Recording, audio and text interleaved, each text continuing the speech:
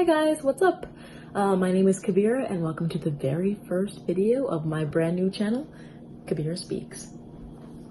So for my first video, I wanted to talk about something that is kind of a unique situation and something that was definitely integral to making the person I am today. So I was raised in an almost entirely white town and I went to an almost entirely white school. This presents its fair share of challenges. Don't get me wrong, I loved the place that raised me, but what I find interesting is the fact that I kind of only recognized the challenges that I went through as an adult. Like, if you had asked me when I was growing up if I had ever experienced prejudice or racism or anything related to the color of my skin, I would have said no. But now, as an adult, I can look back and kind of pinpoint some things that happened to me that probably don't happen to everybody. So anyway, let's backtrack. I was adopted when I was almost 3 years old, around 2.5. So I was born in Philadelphia, born in the city, but then I was plucked up and moved to a rural area about 4 hours north. I was placed in a family that was beautifully mixed, so I really appreciate that. I'm the youngest of 6. I have 3 brothers, 2 sisters, so 3 boys, 3 girls. 3 were adopted, 3 are biological. I have a brother who is black, I have a brother who is biracial, a brother who is white, and then both of my sisters are white, and I'm the youngest, so that's fun. Anyway, so my earliest childhood memories of like going to school, I loved school. I really did, like kindergarten all the way through college. I really enjoyed school. But the earliest years, like, kids are innocent, they're honest. They can be brutal, but they you know, they say what they mean and they mean what they say. And I don't have any like bad memories of like kindergarten, first grade, second grade. I had a pretty normal like early childhood experience. Then moving to elementary school, I know that I stuck out in some ways. Now my elementary school was like insanely small. And I was the only black kid.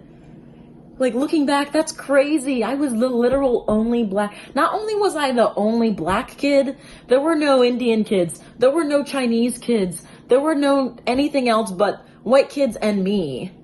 And people were nice. You know, no one ever, like, called me, like, bad names. I wouldn't say I was ever bullied. I was just, like, I kind of stuck out a little bit. Then along comes 5th grade. And this is a big year. So it's the middle of 5th grade, and my teacher at the time, who I adore, I want to make that clear, she calls all of my classmates into a meeting, and not only that, but the kids across the hall, and this is a big deal because like there's only 2 classrooms and we're all in a big meeting. So this has not happened before. We had to know what's going on here. So she calls us in and she says, "Children," or whatever, I'm embellishing, "I have something to tell you. There's gonna be a new student here."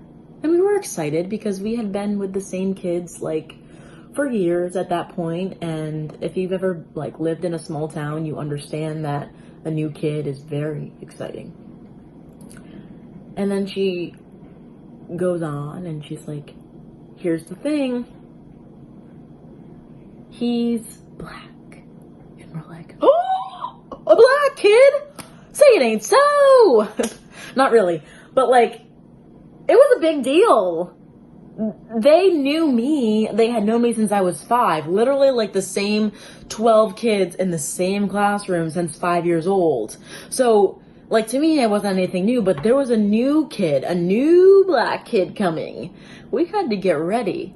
And I'm not saying this to like judge that teacher because like I said, I really like adored her, respected her, and I even understand like why she did that.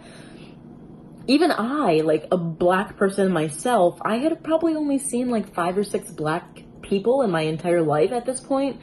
So I think she was doing it for him to kind of like pave the way, make sure people weren't being mean or bullying. So anyway, he arrived, and I can't really speak for what he experienced. I can only tell you what it was like for me to have another black student. So from my perspective, it seemed like he got along really well with everybody, and it didn't really change life for me. Like, life went on. The only thing that I can kind of like comment on is the fact that my classmates were kind of plotting in a way. So they were like, oh my gosh, black boy, black girl. What if they were to like, you know, date? And me and the other student were like, oh, I don't know about that. Because we didn't really like, we were friends, but we weren't, I wouldn't say we were attracted to each other like in a way that fifth graders are attracted. So anyway, that year came and went, and then I got to go to high school. So my high school happened to be 7th through 12th grade. And now I could be at a school where my brother was. So my brother, love him very much. He did track, he did football. As far as I know, like, a lot of girls liked him. Boys liked to be his friend. Like, he's a great guy, like, super funny. So I kind of had him to like buffer and pave my way. Not that he was like welcoming me into his social circle, because the age gap between us was too big in high school. But he was there and I was there, and we were one of like 3 black kids, and the other black kid was gay, so he was fighting his own battle, to be honest. We had some Indians, so that was cool. There was like 3 Indian kids, and there was like 1 Chinese kid, and that's it. Literally, that's it. The whole school. And I literally loved my school so much, almost in a weird way. Like, I was the mascot. When I graduated, I wrote a speech called "The Greatest Place on Earth," and I was referring to my hometown. But I meant it. And I genuinely do believe that, like, home has a lot of really good-hearted people, and I love the small-town life. But that being said, I had a teacher who called me Respucia.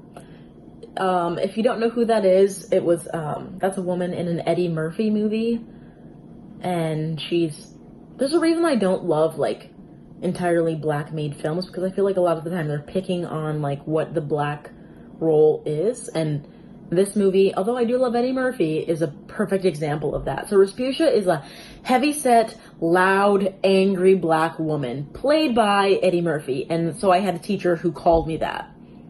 I don't even remember why, but at the time, I didn't think, oh, that's kind of racist. I thought, that's kind of not nice, and I don't like it, but I didn't say anything. Another thing I remember is that no boys liked me, and this was problematic in a way. So I guess as like a kid growing up, I was a little bit quirky, a little bit odd. Maybe that's why I never had boyfriends in school, but I thought it was because I was ugly. So like I said, I have sisters, 2 beautiful sisters. They're beautiful now, they were beautiful then. And to me, like, that, along with the other girls in my class, that was the standard of beauty that I held myself to. And for me, that looked like straight hair that you didn't have to spend 3 hours like begging and pleading with to do anything. To me, that meant makeup that you could put on your skin that would show up. And in my town, you couldn't just go out and buy makeup for dark skin. It just wasn't a thing. I can't go out and buy Band-Aids that match my skin tone. These are all very, very small things that I just took as normal because they were normal for me. But now that I'm, older, I realize that these were all challenges that were presented to me and that I just kind of trucked through. So anyway, after all of that, I went to college and was taking a psychology class, and my professor had everyone in the class stand outside and hold hands in a line, straight line. And the directions were she would read a statement, and based on the statement, you would either move forward or you would move backward. Now, I went to Westchester for graduate school, which is a wealthy, mostly white area. Like it's diverse, but it's not like New York City or Philadelphia. It's just like more white than black. So anyway, I'm standing in this line with all my classmates who I've gotten to know throughout the past few months. And she starts saying things like, if you've ever